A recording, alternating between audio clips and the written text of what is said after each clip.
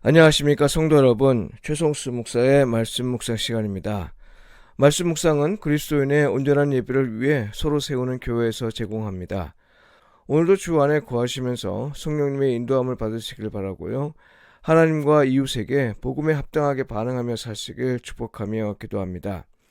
오늘 묵상 본문은 말라기 2장 17절로 3장 12절까지의 말씀입니다. 여호와께로 돌아가는 방법은 말씀대로 사는 겁니다. 이 제목으로 말씀을 묵상하겠습니다.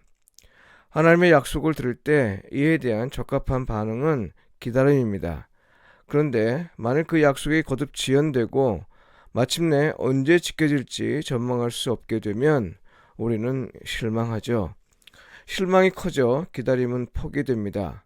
더는 소망하는 삶을 살지 않게 되는 거죠. 물론 아직 때가 안 되어 약속이 이루어지지 않을 수도 있지만요. 때로는 이미 이루어졌으나 우리가 그걸 알아보지 못할 수도 있습니다. 왜 이런 현상이 일어나는가 하면요. 하나님의 약속을 자기 방식대로 이해하기 때문입니다. 오늘 본문은 이때 나타나는 여러 현상과 관련한 교훈이죠. 예컨대 기다림을 포기한 사람에게 하나님이 너희를 사랑하였다 하면 이스라엘은 주께서 어떻게 우리를 사랑하셨나이까 이렇게 반문한다고 했습니다. 자기가 원하는 대로 사랑하시지 않았다는 말이죠. 이렇게 되면 사람들은 빠른 속도로 대안을 찾습니다. 하나님의 약속이라 여겨질 만한 이념들을 설정해 놓는 거죠. 그래서 노력을 통해 그걸 성취하려고 합니다. 그 결과는 무엇입니까? 하나님은 그들은 싸울지라도 나는 헐리라 이렇게 말씀하십니다. 하나님의 약속을 자기 방식으로 이루려는 사람들은 오히려 영원한 진노를 받은 백성이 될 것이라고도 하셨습니다. 기다림에 지친다고 해서 약속을 자기 방식으로 바꾸면 안 됩니다. 한편 실제로 약속이 거듭 지연되는 것처럼 보여 기대가 무너질 때가 있습니다. 곧 오시겠다는 예수님의 약속은 대표적이라 할 것인데요. 이렇게 되면 하나님은 약속의 성취를 지연하는 장보인이 되어 하나님을 향한 원망으로 이어집니다. 특히 악한 일을 하고도 아무런 심판을 받지 않는 일을 볼 때, 혹은 피할 수 없는 불의한 일이 일어났을 때 사람들은 숱한 질문을 던지죠. 하나님은 도대체 어디에 계시는가?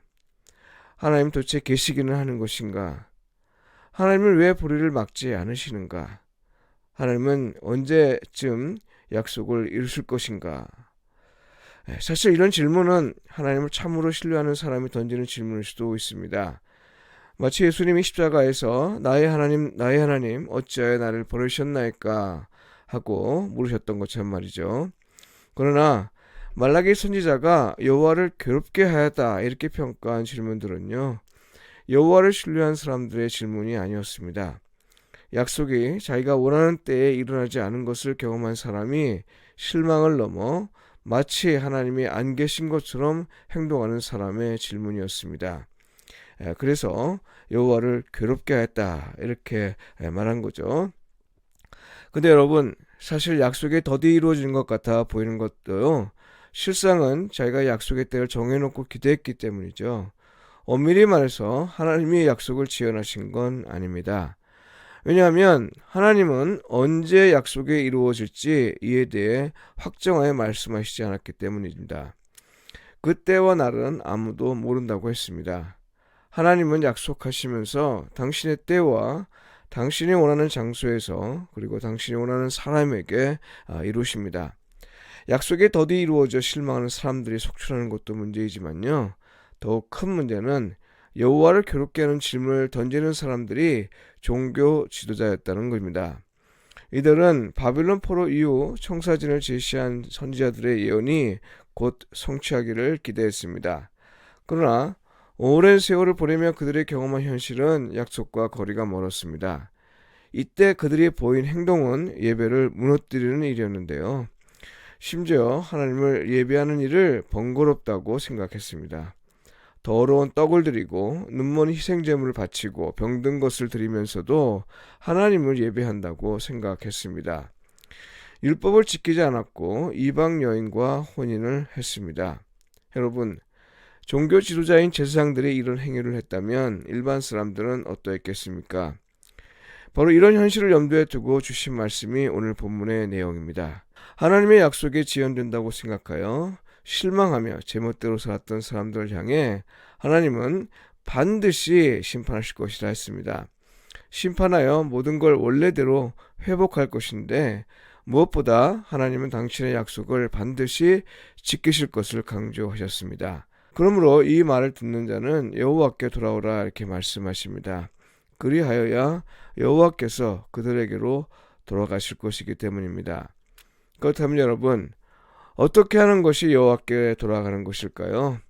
그때나 지금이나 하나님이 우리에게 돌아오시길 간절히 바라는 사람은 이런 질문을 제기할 겁니다. 이 질문에 대해 하나님은 11조 헌금을 예로 들어 말씀하십니다. 만군의 여호와가 이르노라, 너희의 온전한 11조를 창고에 들여 나의 집에 양식이 있게 하고 그것으로 나를 시험하여 내가 하늘문을 열고 너희에게 복을 쌓을 곳이 없도록 붙지 아니하나 보라. 이 말씀의 요지는 11조를 반드시 바쳐야 한다는 것을 말하기 위함이 아닙니다. 물론 말씀 자체는 그런 의미가 있습니다. 그러나 이 맥락에서 이 말씀의 의미는 하나님에게로 돌아간다는 말의 의미와 관련해서 보아야 합니다. 더 중요한 건 말씀대로 살아보면 약속이 반드시 이루어질 것이라는 사실을 알게 될 것이라는 사실을 보이기 위해 주신 예라는 겁니다. 요지는 말씀대로 살면 약속이 성취하는 걸 확인할 수 있을 거다 이 말이죠. 그러니까요, 말씀에 따라 행할 때 그에 따른 약속이 반드시 이루어지는 걸 보여주시면서 말씀대로 사는 것이 여호와께로 돌아가는 것임을 선포하셨습니다. 이 말은 무슨 말이에요? 제사장까지도 약속이 계속 지연되는 걸 제멋대로 살 구실로 삼지만 사실은 그들이 말씀대로 살지 않았기 때문에 약속이 이루어지지 않은 거다 이 말입니다. 약속이 더디 이루어지는 건 우리가 말씀대로 살지 않았기 때문이라는 거죠. 우리가 말씀을 따라 살 때 하나님의 약속은 이미 이루어져 있음을 알게 될 것이라는 뜻이기도 합니다. 그러니 성도 여러분, 삶이 혼돈으로 가득하고 황폐해지고 막막하다 싶을 때 우리가 가장 먼저 해야 할 일은 여호와께로 돌아가는 일이겠죠. 그리고 이건 하나님의 말씀대로 사는 삶을 시작하는 겁니다. 대림절 마지막 주간을 보내는 날 여호와 하나님 말씀대로 사는 삶을 새롭게 결단하시길 바랍니다. 기도드리겠습니다. 우리에게 약속을 주신 하나님, 주의 약속은 반드시 이루어질 줄 믿습니다. 다만 우리의 생각이나 뜻대로 이루어지는 것이 아님을 알게 하시어 기다림의 시간으로 지치지 않게 하소서. 오직 주의 말씀대로 사는 삶을 끝까지 살 수 있도록 성령님을 보내주셔서 우리를 이끌어 주소서. 예수님의 이름으로 기도합니다. 아멘.